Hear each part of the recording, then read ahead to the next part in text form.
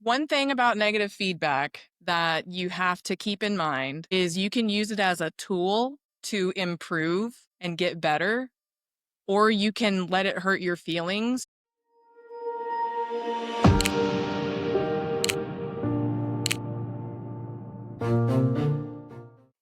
Hey folks, we've got another episode on the books today. Today's guest is a force in the dealership world, not just in automotive either, bringing years of experience to fixed ops, to sales, to service, and now helping dealerships find the right people to fuel their success. Sheila Pogue has spent a career working on, in, and around dealerships, much like myself, optimizing operations, much like myself, to coaching teams and now stepping into talent acquisition. Now, she's connecting top talent with the right roles. This is a really key ingredient to any dealership, regardless of vertical. She's worked with hundreds of dealerships over the years, helping them streamline processes, improve profitability, building stronger teams across any of the departments of a dealership. Now, that includes RV, marine, automotive, power sports, you name it, she's worked around it and is now specifically focused in the RV, marine, and power sports arenas. Her experience spans fixed ops, dealer consulting, marketing, customer success, and business development. Sheila is all about driving results. Cool news, not that long ago at Being Social, I got to experience firsthand and document Sheila's first keynote presentation. And if there's anybody that you guys need to meet today to learn how to speak, especially how well she is spoken on her first go around, is Sheila. And today you get to see and hear her story on the Wrench Turners podcast. Folks, let's just get right into it. Sheila, thank you very much, very, very much for giving us a little bit of time and sharing your story. Appreciate you having me on, Joshua. I'm excited to be here. So, Sheila, there's a fairly diverse background. What started that background in the very beginning? Was there a person, a place, a thing, a circumstance? What got you into all that is your career? So I actually started as a burnt out bar and restaurant manager. I had been in the service industry for a very long time, and I met a fixed ops leader at an RV dealership in Southeast Texas, and he took a chance on me. When we interviewed, he got a feeling that I could have some potential to learn. So he gave me a chance as a parts coordinator at a parts counter, in spite of having absolutely no experience, no mechanical knowledge. I didn't know how to read a parts diagram. All I had was my customer service experience. So I ended up, he had told me since day one that he preferred parts departments because parts don't yell at you, as you are familiar with.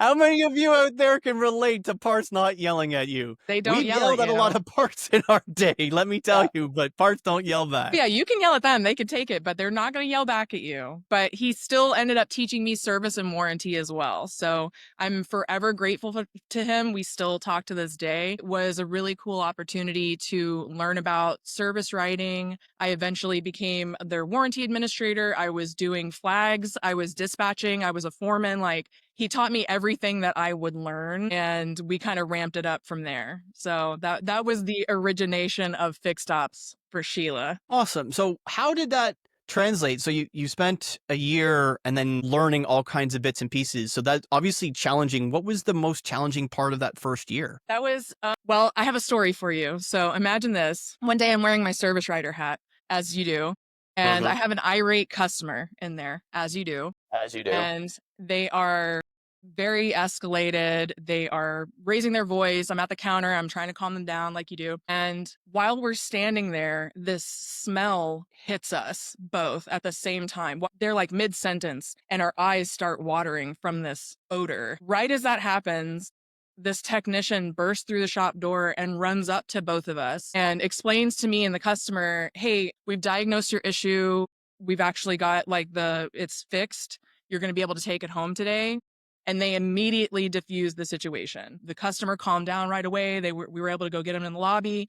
We were able to close out the ticket, get them to take their unit and go home. What had happened was this customer had their unit hard plumbed So in RVs, you have a black tank, right? Mm-hmm. I won't describe what Blackwater to you is. I feel like a lot of people know what that is.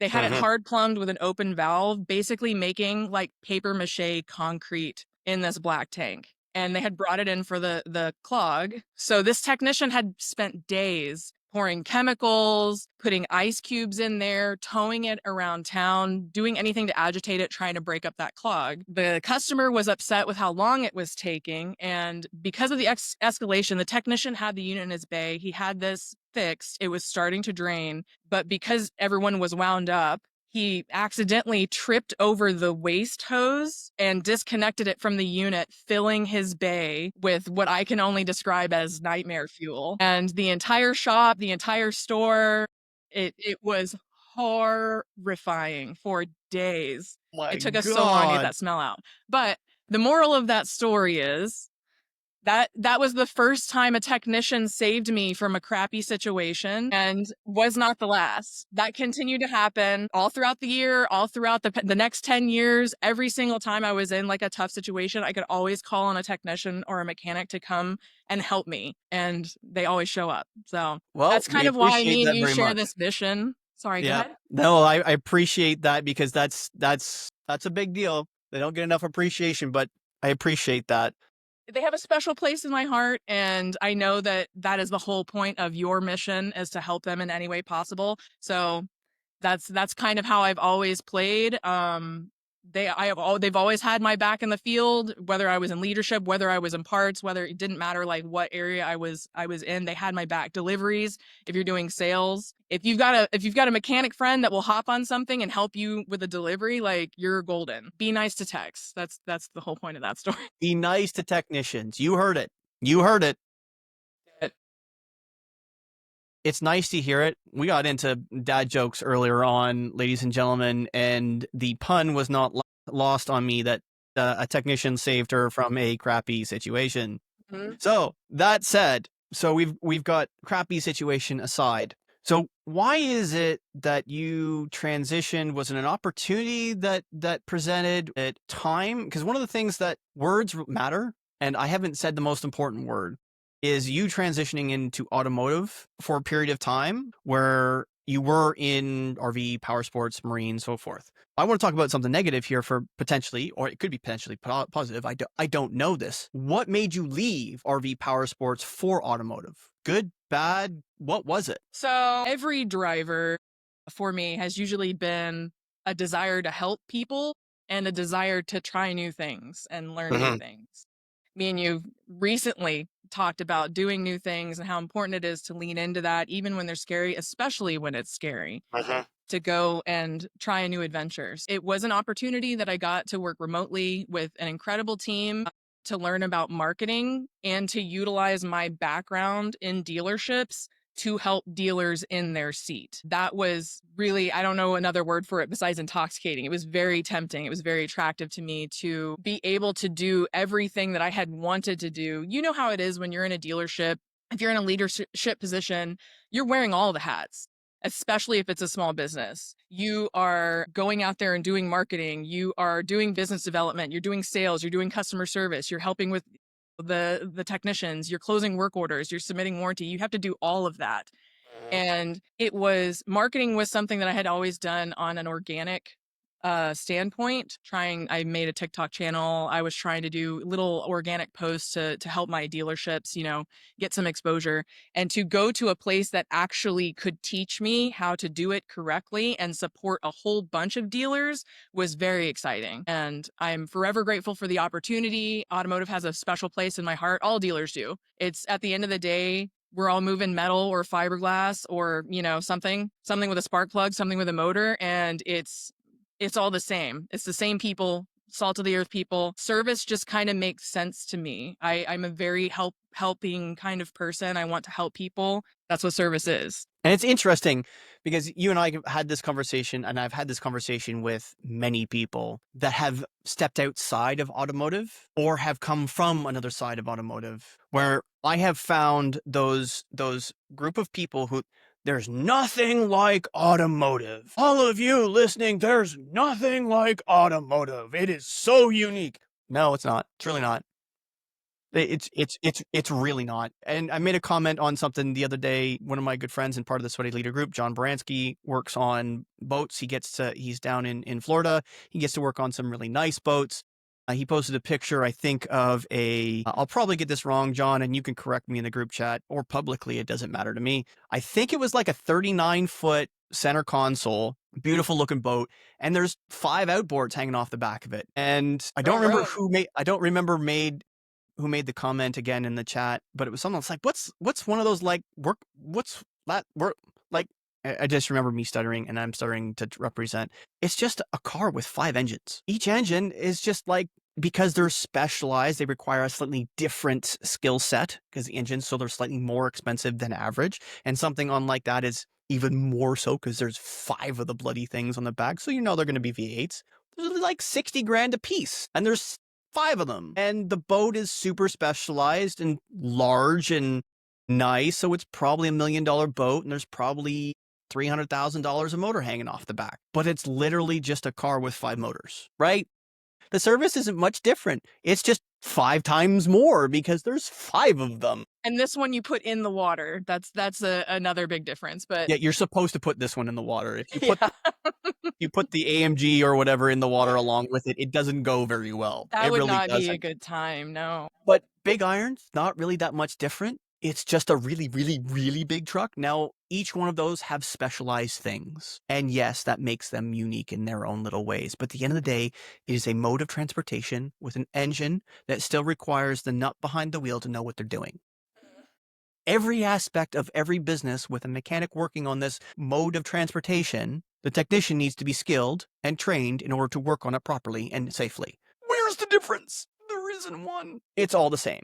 So moving from one industry to another, you can attest to this. The nuts behind the wheel vary a little bit depending on the price point. Then you get into creative things like environment, specialization, depending on the size of the mode of transportation, because quite honestly, I'm fairly confident there is engine only and very specific engine only mechanics for aircraft because they have to be regulated and licensed and so on and so forth. Again, going down the rabbit hole on this one a little bit, I know that aircraft have a very specific regulation where when working on any aircraft, they actually have to do a count of the tools before and a count of the tools afterwards. It has to be documented to ensure you don't leave tool in an engine that might make it explode. Because the room is so big in there, you could, in fact, leave something to explode. And that's really bad at 36,000 feet. That reminds me of Fred from Car Guy Coffee. I don't know if I'm remembering this correctly, but I'm pretty sure he told me that he used to service 10 Warthogs when he was in service. How dope is that? They are my favorite aircraft. They are my favorite aircraft. I don't care how fast or how cool the F-35 or the Raptor is. I don't care. 10 Warthog is so awesome that they were going to can it. And then there was so many people saying that if you can it, there is nothing to properly replace it. So they are spending more than the budget allotted in order to retrofit all of the A10s to last another 25 years or something like that, another 20 years of service life out of them, because they are an invaluable asset Need them. to the battlefront. They're just amazing. They're just amazing. So I got off topic here. I got us off topic. That's my fault. So what are a couple of the things that you learned? Because I want to get in the story after, but before you got into digital marketing for automotive, what's something that you learned previous that you brought into automotive digital marketing that you felt or feel is an invaluable asset that any service manager should learn? That's a loaded question. It is. There is a lot of parts to that. Think probably the biggest thing that I have learned is at the end of the day, if you're not there to serve your customers, they will feel that in your culture. They will pick up on that. If there is a breakdown in that culture aspect, we've talked about it from a marketing perspective, your brand. Why go to your store instead of Billy Joe Bob Autos down the street? It is because that's a representation of the culture there. How welcoming are you? How do you have comebacks? If you have a comeback, do you try to charge for it? Are you rude? Do you take a while before you get them back in scheduled? Does your service writer follow up? Do they give people updates on their service? Is your technician leaving, tools behind? Did they not clean up? Did they leave, grease smudges all over everything? So just stuff like that is so much more important than you realize when it comes to your brand and how to kind of be a success as a store, in my opinion. So what would you say? So cool, a little tidbit about comebacks. This is going to air way after, more than likely. But in the moment, this coming weekend is the part 2, hopefully the final show on Service Drive Live, where we try and finalize our comeback process, our quote unquote certified comeback process on Service Drive Live. The document is going to be available for anyone. So if you're listening to this right now, please reach out to me. There is a comeback process document that may or may not be complete in its entirety. But if you don't have a comeback process for your store, it doesn't matter whether you're in a dealership, whether you're in an RV store, a boat store, it doesn't matter. If you don't have a comeback process, this is a good way to get you started. All right. Please reach out to that. To follow up to what you're saying about branding, how you deal with comebacks in the store, from a digital marketing standpoint, you will likely have had clients who had poor customer reviews, will likely have had comebacks and things of that nature. Did any of them come to you for ads or what's the word called? Customer relationship building, or not regurgitating? I don't know what the right word is right now, folks. I'm Community sorry. I'm management, fumbling. I think, is what. Thank you. What did you do from a digital marketing standpoint to try and help overcome that for them? Show them transparently who you are. That is the biggest and farthest reaching thing you can do, and living that. So what I mean by that is like coming from a place of service, coming from a place of like valuing and caring about your customers. Your ads absolutely should feature that. You should definitely advertise who you are, what your brand is, why they're coming to see you. But they're going to pick up from that. They're going to pick up on that from your referrals. You're going to start seeing reviews come in. Oh, I went in and John treated me really well. He knew that I needed my unit back before vacation, and he was able to close it and got it to me late. He stayed late on a Friday so we could get it delivered, this, that, and the third. When you live that in your dealership, everyone will pick up on it. If you're trying to come back from a negative review, transparently respond. You should answer them in a public way and say, this is not how we pride ourselves on carrying our business. I'm sorry you had that experience. Please contact me so I can fix it for you, and move on from there. Don't deny it. Own up when you make a mistake and work to fix it. That's what we're here to do. Everyone makes mistakes. Nobody's perfect. If you're living this and breathing it every single day, and everyone's working efficiently to try to get to the same goal, which is helping the customer, at the end of the day, you're going to win no matter what. Awesome. Okay. And obviously there's different ways to use Google ads, YouTube ads. You can even go so far as TikTok, Reddit. There's email marketing. There is Facebook, Instagram, obviously. Different ways that you can utilize existing content through your portals, through your different channels. There's a lot, especially through fixed ops marketing, there's a lot of underutilization of the Google business profile, significantly underutilized. Typically, it's just full of used and or new car. There are ways to publish service, parts, and other different ways in there. You can definitely double down on what you do in that Google business profile. Remember that you manage that profile. It's like another social media channel. And the interesting thing about that channel, the Google business profile, for anybody who's unfamiliar, I am not an expert on it, but I'm heavily experienced, we'll call that, on the Google business profile. You can dictate the pictures that are on there. You can post pictures to it. And one of the things I regularly see when I'm looking at accounts for us at Fixed Ops Marketing is that the top pictures are customer fed. The last thing you need is an upset customer picture on your Google business profile as the first picture. I should not see a dirty toilet as your first picture. I should not see the garbage overflowing that can be seen from the glass through the guest lounge into the shop. That's not what I should see. But that's in your control to fix, and free. It's free. Take pictures every day, because guess what Google loves? It loves unique pictures of your business.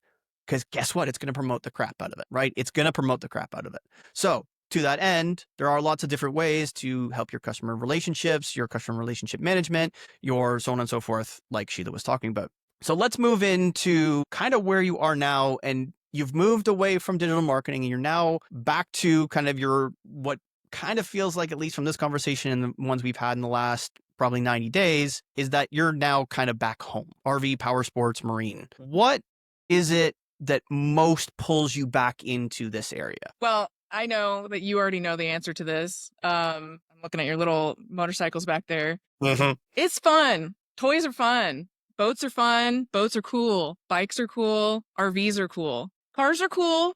Cars can be cool. Love cars. The main difference is the experience that touches every aspect of these industries is it's fun.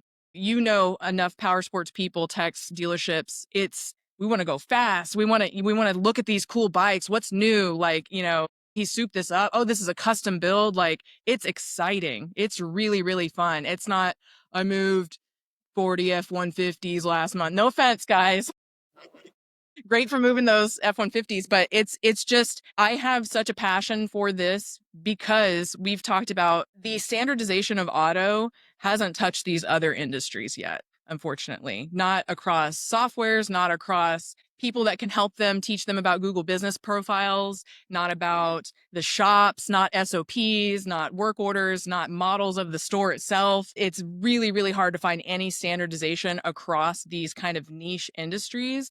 And that's actually a little bit more fun for me because it's not cookie cutter at all. Everyone has their own unique, issues that I can help them with and kind of challenges to overcome. And at the end of the day, everyone in outdoor recreation, we're trying to get outside, we're trying to get on the water, we're trying to go fast. I relate. And I know you still work on bikes. Like, I don't have to explain this to you. It's just fun. It's interesting to me because, I don't remember whether I've actually recorded this part or not, but I wasn't allowed to have a motorcycle. My mom's a nurse. My mother-in-law is a nurse. Smart lady. My wife's a chiropractor. They were two-wheeled transplant machines, and they still are two-wheeled transplant machines. I finally got one at 39, and the big deal there is that at 38, when I started at the power sports store, turning wrenches at the power sports store, I regretted.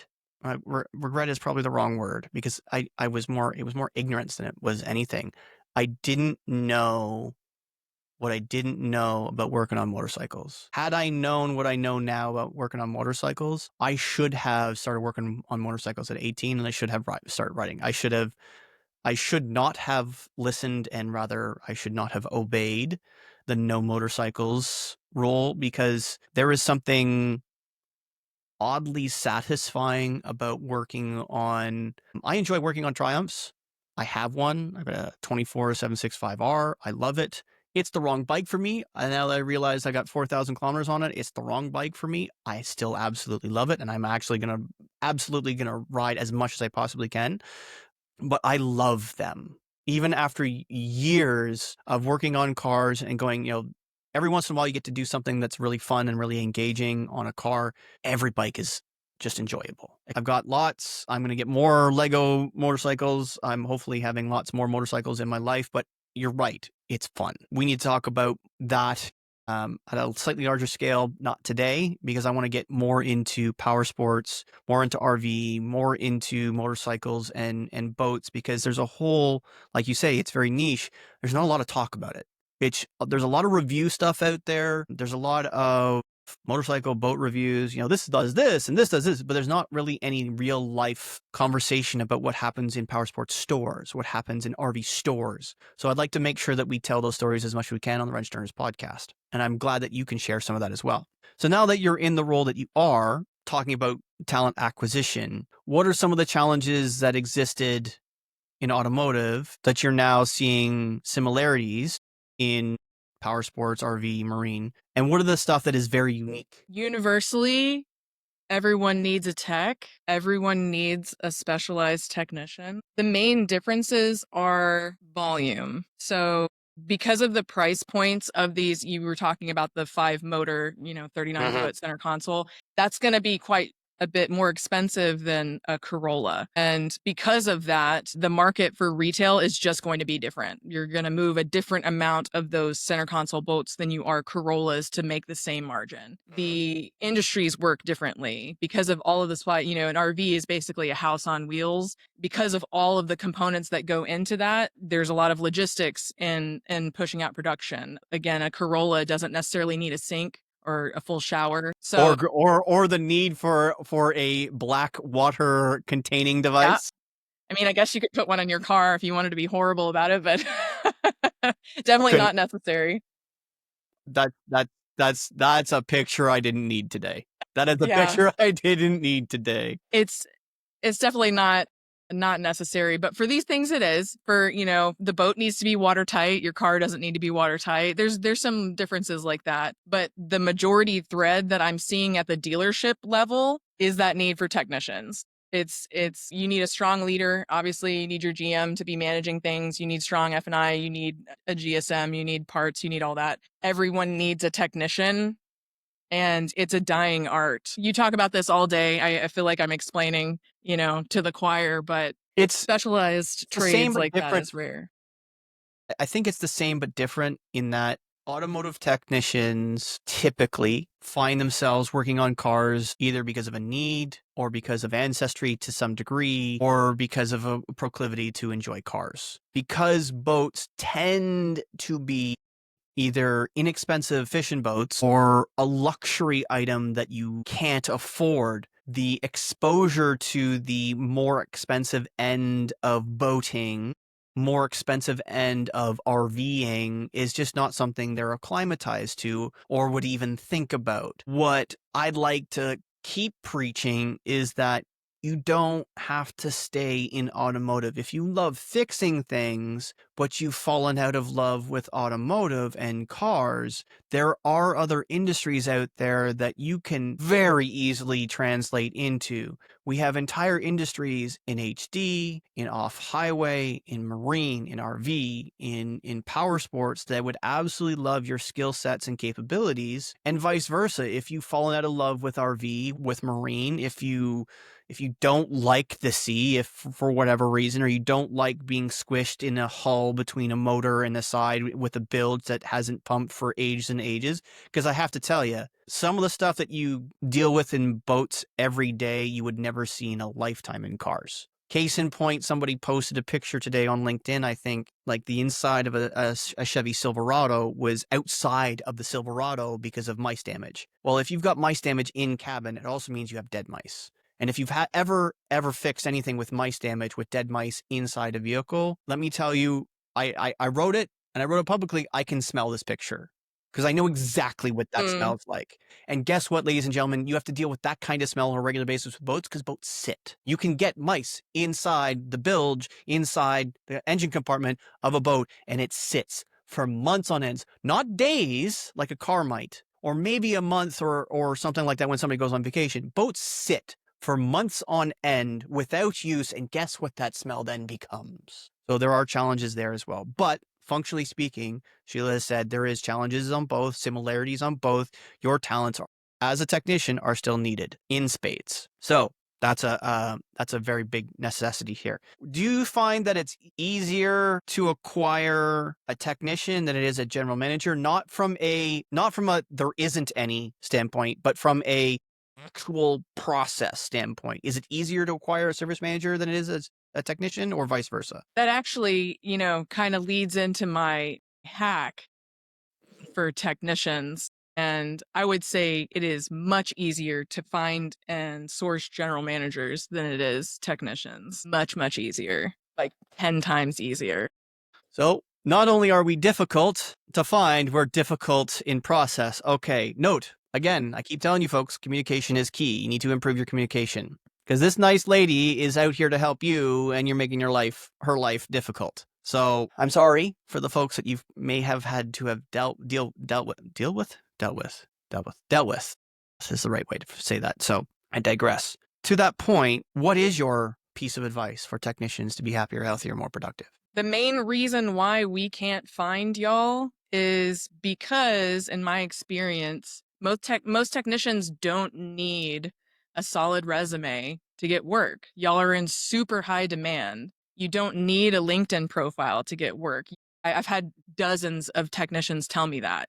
Just, so and so knows I'm looking, and I put some feelers out, and then I go over to so and so shop, and like I got a little bump in my flag, and cool. Okay, word of mouth is great. LinkedIn and having a solid resume is like word of mouth on wide open throttle. Like, you can't be efficient not using all of the tools available to you, not being prepared, I don't know if you've ever done a service call and you've gotten out there and found out that you didn't bring the right tool, you don't have the right part, the battery you brought is dead, you weren't set up, right? So now you got to wait. Say you're in your bay, you got to wait for the porter to come back, bring the unit back out to the lot, go get the part, make sure you have the tool, whatever. The whole time that's happening, your efficiency is tanking and it's costing you money. This is exactly your efficiency. You need to optimize, and the most effective way to do it is to advertise yourself on these digital platforms. You might not have a LinkedIn profile right now, but you know who does? That general manager, that fixed ops director, the recruiters, automotive recruiters,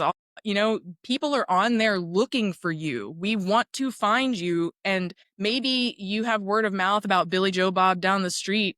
Have you thought about moving to Florida? Because I have a dealer that will pay to relocate you there. They will send you to school. You need to open your mind to how big this can be and go digital with it if you're really going to get efficient with cranking your. And this is where we were leading to this, because I had a coaching call fairly recently. It was about last month. It was just before NADA. Was that last month? Oh, it's more than that, because we're into March now, aren't we? Anyway, it was in January, just before NADA. And this technician asked me, what do you think I can make? Well, that's a really vague, open-ended question, because most of the time it's completely up to you guys. But it's like, do you want to stay where you're at? Well, I grew up here. It's like, which point? What do you want to do? You ask me a question. It's like, how much can I make? It's like, I know Honda guys at a larger Honda store that are clipping 200K. I also know Honda guys at a medium-sized Honda store that are struggling to make 50. I know there's heavy-duty techs out there that are rolling 100K on a 40-hour week. I know there's some off-highway guys that are making 120, and all they really got to do is show up. I know one of them probably sits on his ass for 4 hours a day and still makes 120K a year. So do you want to be that guy, or do you want to max out and take every possible opportunity? That's a problem. Purpose. That's, and it's a twofold. My hack is actually twofold. You kind of touched on it a minute ago. The other half of this is go to school, go get a certification. If you like a specific motor and you love their beautiful parts diagrams and their tech support is excellent and their manuals are easy to read, go get certified in that and you will forever work on those. Become a master in that and what you like to do. You can paint the picture of where you want your career to go. If you only want to service that type of motor, you can do that. Most of these dealerships, a lot of technicians might not know this, but they need to have a certain amount of certified employees on staff. And a lot of them will send you to school on their dime. They will pay for the classes, they'll send you there, and that's the gift that keeps on giving forever for you. It always blows my mind when people don't invest in their own tools and they don't invest in certifications, or they don't jump at the opportunity. Y'all need to be leaning in to get these opportunities. It is going to change your life. And then when you have your LinkedIn profile, put your certification on there. Let me know that you went, go tell me what you got.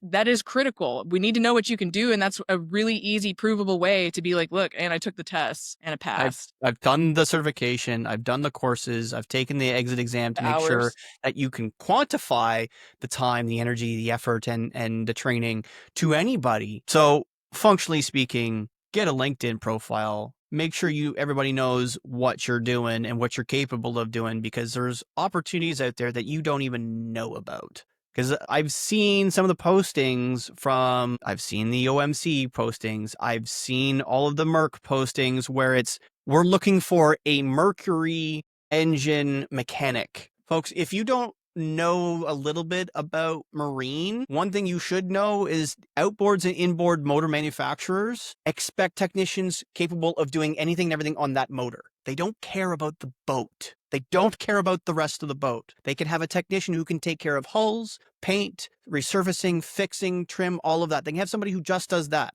But they need motor mechanics. Think about this. If you love working on motors in an automotive, if you love it, there are marinas up and down all of the coasts of America and of Canada and of just about any country with a coast where there are marinas full of boats with motors that require service. And guess what? There isn't thousands of manufacturers of boat motors. There's like 10, give or take. And of those 10, they all pay really well to just be an expert on those motors. Marshall, one of my very, very good friends, now has his Kenworth. I can't remember which one it is. Either he has his Cummins MasterTech, so he is as licensed as it is humanly possible to be on Cummins and is working on his Kenworth, or he is fully complete on his Kenworth and is working on his Cummins. I can't remember which one it is, but the dude's going to be double engine certified in HD, and that is like, that's sick. This is sick because we don't even have this in automotive.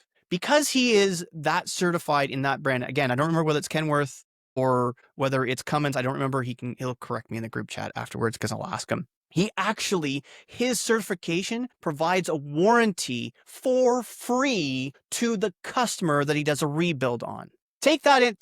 Just think about that for a second, ladies and gentlemen, as a technician. Just you having a certification adds, I think he said it's a 3-year warranty to the repair. He fixes a motor, because he has a certification, it gets a warranty. He's also the only one that gets to do those flag hours for the warranty work when it comes back in because he has those certs. Exactly. 20 to 30%. You can make 20 to 30% more just by getting certified with your skills. If you want more money, it's an important thing to pay attention to. I think that's a bombshell that y'all see. I'm not the only one preaching it. You guys keep, it's like the training. I'm not the only one preaching it. Every industry has this. Get trained. My God, folks. Get trained, please get trained. So, Please. A last little tidbit here as we've been rolling question after question. So we've got a question from the last guest for Sheila. And the question is from Mindy Williams, our lovely Mindy Williams. Y'all have seen her by now because timelines are crazy for me. So Mindy Williams, service manager at CMA, is giving Sheila a question here. And Sheila, Mindy's question is, how do you handle negative feedback? One thing about negative feedback that you have to keep in mind is you can use it as a tool to improve and get better, or you can let it hurt your feelings. You can get defensive. You can push that away because it usually no one generally likes to hear critiques or constructive criticism about what they're doing. It can be kind of painful because you're like, oh, okay, I thought I did a good job there. If you can lean into that and thank them, thank you for sharing that. I didn't really realize, from the outside it looks different. I didn't realize that I was doing that way. Thank you for that. I can take that into consideration. It is the biggest tool you can unlock to improve yourself. Self-awareness is one thing. You should also be kind of inspecting and analyzing yourself and kind of seeing where you can improve. But feedback from others is critical. It's critical because they're not in your head. They're seeing objectively from the outside, what is happening. And I welcome that. It took me a long time to get to that point. I definitely was, it was hard at first. But when you realize, as long as they're coming from a loving place or they care enough about you to be like, hey, I think you can improve on this thing, thank them. That's awesome. Appreciate it. 100%.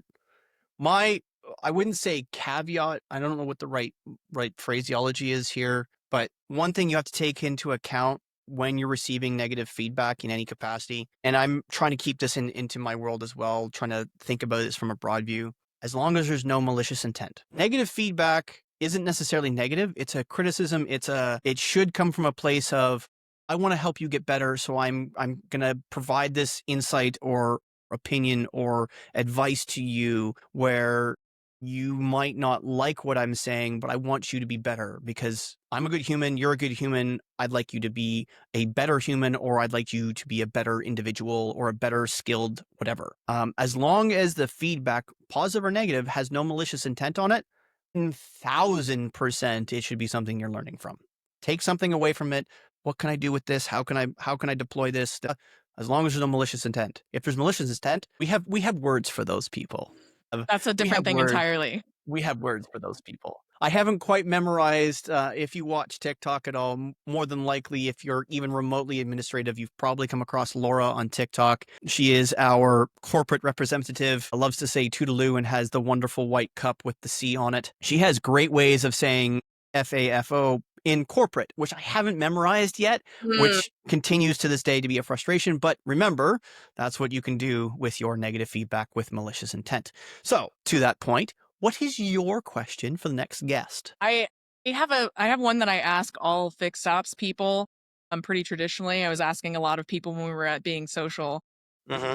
What is the wildest thing that has happened to you while you were at work where you were like, this is dealership life? Like this would only happen in a shop. This would only happen in this type of environment. What is the wildest thing that has happened where you went, oh, dealership life? Okay, I like I it. can't wait. I cannot wait to hear what they say. I don't know who's next. I don't know who's next. Who's that? Comment I'm down gonna have to. below if you want to be We're gonna find out here in a minute when we log off here. I'm gonna find that out. So, folks, I think that's a great bombshell to leave off on, because that means all of you are thinking about that very same thing, and all of you are gonna get to experience the answer to that question on whoever gets posed that question next. So, folks, I think one thing first and foremost: gratitude. Thank you, Sheila, for giving us a little bit of your time. Really appreciate it. Thank you for telling us your story. Appreciate you having me. You're very welcome.